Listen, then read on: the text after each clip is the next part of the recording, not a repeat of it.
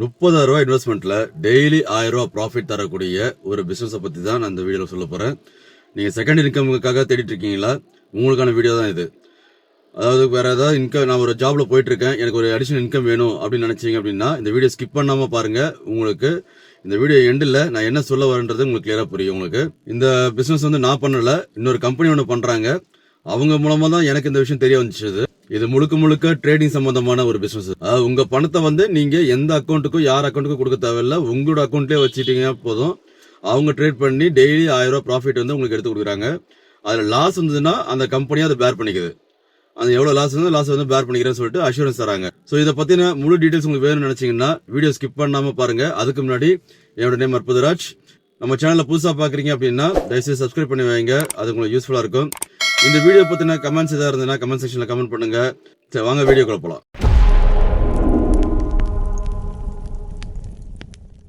இன்னைக்கு நம்ம பல பேர் வந்து ஏதாவது அடிஷனல் இன்கம் கிடைக்காதா, ஏதாவது சைடு இன்கம் கிடைக்காதா அப்படின்னு சொல்லிட்டு நிறைய பேர் தேடிட்டு இருக்கோம் நம்ம. இன்ஃபேக்ட் ஏன்னா விலைவாசி வந்தாலும் ஏறி போச்சு, நமக்கு கொடுக்குற சம்பளம் ஏறல, பட் விலைவாசி மட்டும் ஏறுதுன்னு சொல்லலாம். ஆனால் வச்சிருக்க சம்பளத்தை வச்சு நீ ஃபேமிலி ரன் பண்ணுறதுன்றது ரொம்ப கஷ்டமான ஒரு விஷயம். அது இந்த மாதிரி ஒரு சூழ்நிலையில நம்ம ஏதாவது ஒரு அடிஷனல் இன்கம் நம்ம தேடிட்டே இருப்போம். நெட்டில் தேடுவோம், இல்லை வேறு ஃப்ரெண்ட்ஸ்கிட்ட சொல்லி வைப்போம், இந்த மாதிரி ஏதாவது ஒரு விஷயம் சொல்லியிருப்போம் நம்ம. ஸோ ஏதோ ஒரு டேட்டா பேஸை வச்சு சில கம்பெனிஸ் வந்து நம்மளுக்கு அடிஷனல் இன்கம் பண்ணி தரேன் அப்படின்னு சொல்லிட்டு நம்மளை கான்டாக்ட் பண்றாங்க. இப்போ ரீசெண்டாக எனக்கு ஒரு 6 months பிஃபோர் எனக்கு ஒரு ஃபோன் வந்தது. அவங்க பேர் வந்து கிருத்விகா. நான் டீட்டெயில்ஸ் உங்களுக்கு ஷேர் பண்றேன், இந்த வீடியோல ஷேர் பண்றேன், இல்லை டிஸ்கிரிப்ஷனில் கொடுக்குறேன் உங்களுக்கு. அவங்க சென்னையில் பெருங்குடியில் இருக்காங்க. அவங்களுடைய அசிஸ்டன்ட் ஒருத்தவங்க இருக்காங்க. அவங்க எனக்கு கால் பண்ணி ஃபர்ஸ்ட் நான் என்னோட ஆஃபீஸில் ஒர்க் பண்ணிட்டு இருக்கும்போது அவங்க எனக்கு கால் பண்றாங்க. கால் பண்ணி இப்போ இந்த வீடியோட ஸ்டார்டிங் நான் சொன்னேன் இல்லைங்களா, இந்த இன்ஃபர்மேஷன்ஸ் எல்லாமே அவங்க எனக்கு சொன்னாங்க. இந்த மாதிரி நாங்கள் டெய்லி வந்து ₹1000 ப்ராஃபிட் பண்ணி தரோம் சார். இதுக்கு லாஸ் வந்ததுன்னா அந்த லாஸை நாங்களே பேர் பண்ணிக்கிறோம். அந்த லாஸுக்கு நாங்கள் அமௌண்ட் எவ்வளோ அதை நாங்கள் அக்கௌண்ட் ட்ரான்ஸ்ஃபர் பண்ணிட்டோம், டிமேட் அக்கௌண்ட்ல அப்லோட் பண்ற மாதிரி இருக்கும். இந்த மாதிரி விஷயம்லாம் அவங்க சொன்னாங்க. சரி, எனக்கு வந்து ஃபர்ஸ்ட் எனக்கு அது சரியா படலை. ஏன்னா ஒரு டிமேட் அக்கௌண்ட்டை வந்து நம்ம இன்னொருத்தட்ட கொடுக்கறது அப்படின்றது வந்து நல்ல விஷயம் கிடையாது அப்படின்னு சொல்லிட்டு நான் யோசிச்சேன். பட் இருந்தாலும் அவங்க என்ன பண்றாங்க அப்படின்றது தெரிஞ்சுக்கணும், எங்க பண்றாங்க, உண்மையிலேயே வந்து இது ட்ரஸ்டபுளா இல்லையா அப்படின்னு தெரிஞ்சுக்கணுன்றதுக்காக நான் அவங்கள ஃபர்தரா கான்டாக்ட் பண்ண ஆரம்பிச்சேன். அவங்க மூலமா தான் அறிமுகமானவங்க தான் இந்த கிருத்விகா அப்படின்றவங்க. இந்த கிருத்விகா அப்படின்றது வந்து அந்த டீம் கேட்டுன்னு வச்சுங்களேன்.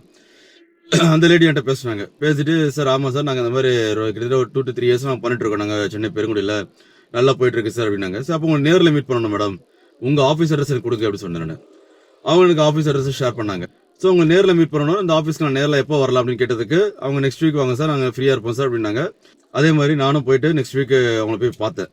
அவங்களுடைய புரோக்கர் கம்பெனி தான் போனேன் நான். நல்லா புரிஞ்சுங்க, புரோக்கர் கம்பெனி. அந்த கம்பெனி பேரை நான் சொல்ல விரும்பல, அது ஏன்றது நான் லாஸ்ட்டாக சொல்கிறேன். அந்த கம்பெனிக்கு டைரெக்டாக போனேன். அந்த கம்பெனி வந்து ஃபர்ஸ்ட் ஃப்ளோரில் இருந்துச்சு. நான் போய் அவங்கள போய் மீட் பண்ணேன். எல்லாத்தையும் இன்ட்ரடியூஸ் பண்ணிவிட்டாங்க. இதெல்லாம் எங்கள் ஸ்டாஃப் சார், எங்களை ஒர்க் பண்ணுறாங்க சார் அப்படின்னு சொன்னாங்க. சரி ஓகேன்னு சொல்லிட்டு மொத்தம் அவங்களுடைய யூசிங் பிளாட்ஃபார்ம்ஸ் எல்லாம் காட்டினாங்க. இதுதான் இந்த பிளாட்ஃபார்ம் தான் நாங்கள் யூஸ் பண்ணுறோம் ட்ரேடிங்க்கு அப்படின்னு சொல்லிட்டு என்கிட்ட காட்டினாங்க. ஸோ கம்பெனி உள்ள வச்சு அவங்க பேசும்போது இந்த அளவு ஸ்டாஃப்கிட்ட பேசுகிறாங்க அப்படின்னும் போது அப்போ நம்மளுக்கு ட்ரஸ்டபிள் இருக்கும் அப்படின்னு சொல்லிட்டு நான் என்ன பண்ணேன் அப்படின்னா அவங்ககிட்ட ஜாயின் பண்ண ஆரம்பிச்சேன். ₹30,000 என்னோட அக்கௌண்ட்ல போட்டு, இனிஷியல் அக்கௌண்ட்ல அவங்ககிட்ட. இன்னொரு விஷயம் என்னன்னா, அந்த டிமெட் அக்கௌண்ட் அவங்ககிட்ட தான் ஓப்பன் பண்ணணும். நம்ம கிட்ட வேற ஏதாவது டிமெட் அக்கௌண்ட் இருக்கு அப்படின்னா அது அவங்களுக்கு அக்செப்ட் பண்ண மாட்டாங்க. அவங்க கிட்ட தான் டிமெட் அக்கௌண்ட் ஓப்பன் பண்ணணும் அப்படின்னு சொல்லிட்டு ரூல். சரி ஓகே சொல்லிட்டு அந்த 1 week அந்த டிமெட் அக்கௌண்ட் ப்ராசஸ் எல்லாம் முடிஞ்ச உடனே நான் ஒரு 30,000 என்னோட பணத்தை அந்த அக்கௌண்ட்ல இன்வெஸ்ட் பண்ணிட்டு நான் உங்களுக்கு அக்கௌண்ட் டீடைல்ஸ் அவங்க ஷேர் பண்ணேன். Day 1 எனக்கு ட்ரேடிங் நடக்க ஆரம்பிச்சது. ஒரு 10:30 இருக்குன்னு நினைக்கிறேன். என்னோட MTM பார்த்தீங்கன்னா ₹4,500 ப்ராஃபிட். அவங்க எனக்கு ஸ்கிரீன்ஷாட் அனுப்பிச்சாங்க. 4,500 ப்ராஃபிட் சார், இதுல ₹1,000 நான் உங்களுக்கு வந்து நெக்ஸ்ட் டே வந்து பேடு கொடுத்துருவோம், பேலன்ஸ் இருக்கிறது வந்து நாங்க எடுத்து போனாங்க. எனக்கு ஒரு சின்ன டவுட் வந்தது, எப்படி நீங்க டைரக்டா எடுக்க முடியும்? ஏன்னா பேஅவுட் கொடுத்தா நம்ம அக்கௌண்ட் தான் வரும், அந்த அக்கௌண்ட் வந்து நாங்க ட்ரான்ஸ்ஃபர் பண்ணணும், அப்படிதான் வரும் அப்படின்னு சொல்லி கேட்டதுக்கு, இல்ல சார் இது வந்து புரோக்கரேஜ் மூலமா நாங்க எடுத்து பண்ணாங்க அப்படின்னாங்க. சரி, மேபி ஏதாவது ஏதாவது ஒரு விஷயம் இருக்கு போலுக்குது, நம்ம எதுக்கு போட்டு ரொம்ப நோண்டுவானே, நம்மளுக்கு தேவை பணம் தானே, வந்தா சரி அப்படின்னு சொல்லிட்டு நானும் ஃப்ரீயா விட்டேன். ஒரு 11:30 இருக்கும், எனக்கு இன்னொரு மெசேஜ் வருது. எங்கிருந்து வருதுன்னா செபில இருந்து வருது. உங்க MTM வந்து 90% யூஸ் ஆயிருக்கு அப்படின்னு சொல்லிட்டு. 90% யூஸ் ஆயிருக்கு, வந்து ட்ரேடிங் தான் முடிச்சிட்டாங்களே, திரும்ப எப்படி 90% யூஸ் ஆகுதுன்னு சொல்லிட்டு இமீடியா வந்து மெசேஜை பார்த்து அவங்களுக்கு நான் கான்டாக்ட் பண்றேன். அவங்க ஃபோன் எடுக்கல. அகைன் திரும்ப எனக்கு ஒரு மெசேஜ் வருது, 95% நீங்க வந்து கவரேஜ் ஆயிட்டீங்க, ஸ்கொயர் ஆஃப் ஆயிடும், ஆட்டோ ஸ்கொயர் ஆஃப் ஆயிடும் அப்படின்ற மெசேஜ் வருது.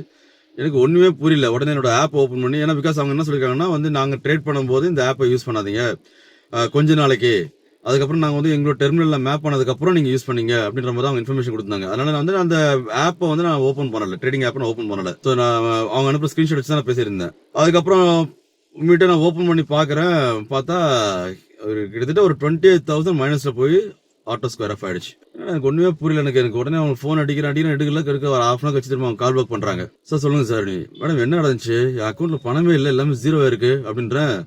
சார் சாரி சார், நாங்கள் இன்னொரு ட்ரேட் எடுத்தோம், அது வந்து தப்பாயிடுச்சு சார். நோ ப்ராப்ளம் சார், நீங்கள் கவலைப்படாதீங்க, இந்த லாஸ் ஆன அமௌண்ட்டை நான் உங்களுக்கு இமீடியட்டாக ரிட்டர்ன் பண்ணிடுறேன், நீங்கள் அந்த அக்கௌண்ட்டில் வந்து நீங்கள் அப்டேட் பண்ணி கொடுத்துருங்க அப்படின்னாங்க. எனக்கு ஒன்றுமே புரியல, என்னடா ஃபர்ஸ்ட் நாள் போட்ட அன்னைக்கே பணத்தை ஜீரோ பண்ணிடுச்சுங்க, இதுங்க எப்படி நம்மளுக்கு வந்து பணத்தை ரிட்டர்ன் பண்ணும்? எனக்கு ஒன்றும் புரியல. சரி ஓகே செக் பண்ணுவோம் பார்ப்போம் அப்படின்னு சொல்லிட்டு, சரி நீங்கள் எப்போ பணத்தை போடுவீங்கிறதுக்கு ஒரு 2 days மட்டும் டைம் கொடுங்க சார். நான் இல்லை சாரி, எப்போ பணம் போடுங்க அப்படின்னு கேட்டதுக்கு, நான் நெக்ஸ்ட் டே போட்டுருவோம் சார், போட்டோன்னு உங்களுக்கு ட்ரேடிங் டைமில் நீங்கள் அப்லோட் பண்ணி கொடுத்துருங்க சார் அப்படின்னாங்க. சரி ஓகே ரைட் ஒன்று. நெக்ஸ்ட் டே ஆயிடுச்சு, ஈவினிங் ஆயிடுச்சு, பணம் அக்கௌண்ட்டுக்கு வரல. திரும்ப உங்களுக்கு கால் பண்ணி கேட்டேன், சார் பணம் அரேஞ்ச் பண்ணிட்டு இருக்கேன் சார், இந்த வந்துடும் சார், நான் கொடுக்குறேன் சார். இப்படி கண்டினியூஸாக கிட்டத்தட்ட ஒரு 10 days என்னை வந்து அலைய விட்டாங்க. மேடம் பணம் என்னாச்சு மேடம், இந்த மாதிரி பணத்தை போட்டதுக்கு இந்த மாதிரி ஒரே நல்லா ஜீரோ பண்ணி விட்டீங்க, இப்போ நீங்கள் வந்து இந்த மாதிரி பணம் தரேன்னு சொன்னீங்களே என்னாச்சு, இப்போ ட்ரேடிங் பண்ணுறீங்களா பண்ணலையா, ஏதாவது டீட்டெயில்ஸ் சொல்லுங்க அப்படின்ற. அதுக்கும் எந்த ரெஸ்பான்ஸ் இல்லை சார், கண்டிப்பாக நான் தரேன் சார், நாங்கள் ஏமாற்ற மாட்டோம் சார், நாங்கள் அப்படிப்பட்ட ஆளுங்க இல்லை சார், அப்படி இப்படின்னு சொல்லிட்டு அந்த கிருத்திவிகான்ற லேடி அவ்வளோ தூரம் பேசுனாங்க. எனக்கு ஒன்றுமே புரியல. சரி என்னடா பணத்தை போட்டோம், நம்ம பணம் காலி, அதனால வந்து நம்ம தான் கொஞ்சம் சைலண்டாக இருக்கணும், எடுத்தோடனே நம்ம ஏதோ ஹார்ஷாக பேசி எது ப்ராப்ளம் ஆகிடக்கூடாதுன்னு சொல்லிட்டு நானும் அமைதியாக உட்காந்துட்டு இருக்கேன். கிட்டத்தட்ட ஒரு 2 weeks to 3 weeks ஆயிடுச்சுங்க. 3 வாரமாக அந்த லேடிகிட்ட நானும் டெய்லி ஃபாலோ பண்ணி அந்த பணம் எனக்கு வரவே இல்லை. அந்த லேடி கால் பண்ணும்போதெல்லாம் என்ன சென்டிமெண்ட் லாக் பண்ண தெரியுங்களா, சார் நைட்டு என் குழந்தைக்கு உடம்பு சரியில்லை சார், நான் ஹாஸ்பிட்டலில் இருந்தேன் சார், என் குழந்தை அட்மிட் பண்ணிருக்காங்க சார், பைசா இல்லாமல் நானே கஷ்டப்படுறேன் சார், இப்படியே சொல்லி நம்மளை வந்து சென்டிமெண்ட்டாக லாக் பண்ணும். ஏன்னா லேடிஸு நம்ம என்ன பேச முடியும், ரொம்ப வேற ஏதாவது ஆஷா பேசணும்னா அது வந்து வேற மாதிரி கொண்டு போயிடுவாங்க. சரி நான் வந்து போலீஸ்ல கம்ப்ளைண்ட் கொடுக்கலாமா அப்படின்னு பார்த்தாலும் இந்த கேஸை பொறுத்த வரைக்கும் போலீஸ் கேஸ் எடுக்க மாட்டாங்க. காரணம் என்ன அப்படின்னா, ட்ரேடிங் சம்பந்தமா லாஸ் ஆயிடுச்சு அப்படின்னா அது வந்து முழுக்க அந்த இன்வெஸ்டரோட பொறுப்பு. ஆல்ரெடி அதுல கிளியரான டாக்குமெண்ட்ல நம்ம சைன் பண்ணி கொடுத்து தான் நம்ம ட்ரேடிங்கை ஆரம்பிக்கிறோம். அப்படி இருக்கும்போது அவங்க எனக்கு சிம்பிளா கேட்பாங்க, உங்க யூஎஸ்டி பாஸ்வேர்டு ஏன் சார் நீங்க கொடுத்தீங்க, நீங்க உங்களை ஏன் சார் ஷேர் பண்ண சொன்னா, பணம் ஆசை தானே, அப்போ நீங்க லாஸ் ஆகிற தப்பு இல்லைன்னு தான் கேட்பாங்க. ஸோ அந்த மாதிரி இருக்கும்போது எதுக்கு நம்ம போலீஸ் கம்ப்ளைண்ட் கொடுப்பானே, ஃபர்ஸ்ட் இவங்ககிட்ட பொறுமையா பேசி பார்ப்போம் அப்படின்னு சொல்லிட்டு தான் நானும் கிட்டத்தட்ட 1 மாசம் ஆயிடுச்சுங்க பேசி பார்த்தேன். ஆனா சாரி, இன்னொரு விஷயம் நான் சொல்ல மறந்துட்டேன். 1 மாசத்துக்கு அப்புறம் எனக்கு ரொம்ப கஷ்டமாயி நான் என்ன பண்ணேன், அந்த கம்பெனிக்கு டைரக்டா திரும்ப போனேன்.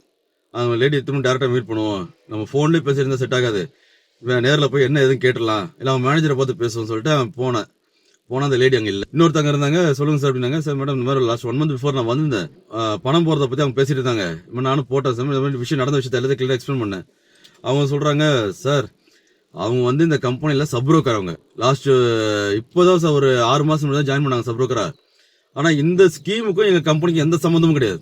எந்த புரோக்கர் கம்பெனியும் டெய்லி 1000 rupees ப்ராஃபிட் தரேன்னு சொல்லிட்டு அஷூரன்ஸ் தரது கிடையாது, நாங்களும் அதை தரது கிடையாது சார். அப்ப நான் கேட்டேன், மேடம் நான் இந்த ஆபீஸ்க்குள்ள வந்து மற்ற ஸ்டாஃப் எல்லாம் இன்ட்ரடியூஸ் பண்ணிட்டாங்க, நான் பேசுறேன், அப்புறம் இந்த டெர்மினல்ல எனக்கு இங்கதான் ஷோ பண்றாங்க, இவ்வளவு தூரம் என்ன வந்து உள்ள கூட்டு வந்து வச்சு பேசிட்டு என்கிட்ட பணத்தை ட்ரேடிங் அக்கௌண்ட் ஓபன் பண்ணி ட்ரேடிங் அக்கௌண்ட் ஸ்டார்ட் பண்றாங்கன்னா, அப்ப நான் யாரை ட்ரஸ்ட் பண்ணி நான் ஓபன் பண்ணேன்? இந்த கம்பெனி புரோக்கர் கம்பெனி உள்ள வந்ததுனால தான் நான் ஓபன் பண்ணேன்.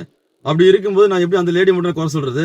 இதுக்கு முன்னாடி அந்த லேடி என்ன பண்ணிட்டு இருந்துச்சு, இது எப்ப ஜாயின் பண்ணிச்சு, என்ன டீடைல்ஸ் எல்லாமே எனக்கு வேணும் அப்படின்னு. அதுக்கப்புறம் அவங்க செக் பண்ணா அந்த லேடியோட வீடும் அதே பெருங்குடியில் தான் இருக்கு. அவங்க சப் புரோக்கரா ஜாயின் பண்ணி ஒரு 6 மாசம் தான் ஆகுது.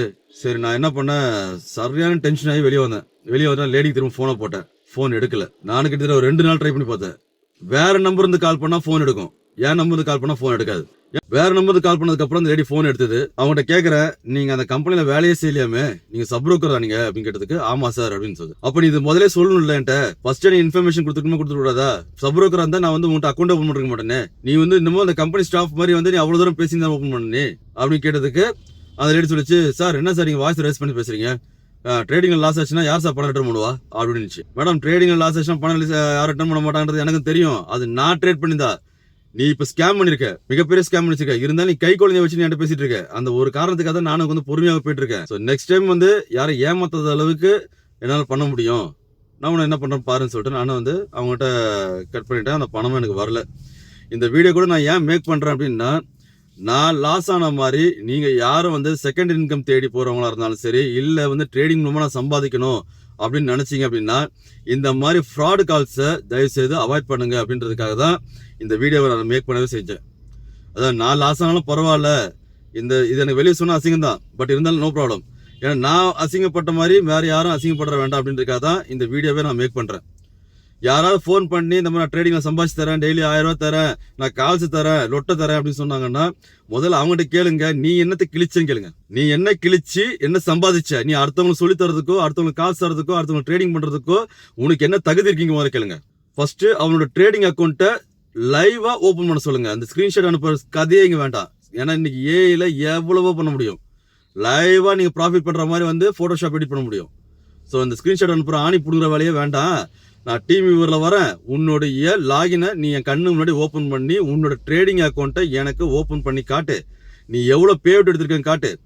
உன்னோட சேவிங்ஸ் அக்கௌண்ட்டுக்கோ இல்லை டிமெட் கரண்ட் அக்கௌண்ட்டுக்கோ உனக்கு எவ்வளவு பணம் வந்திருக்குன்றதை எனக்கு காட்டு. அதுக்கப்புறம் நான் பணத்தை உள்ள போட ரெடி அப்படின்னு சொல்லி கேட்டுப்பாங்க.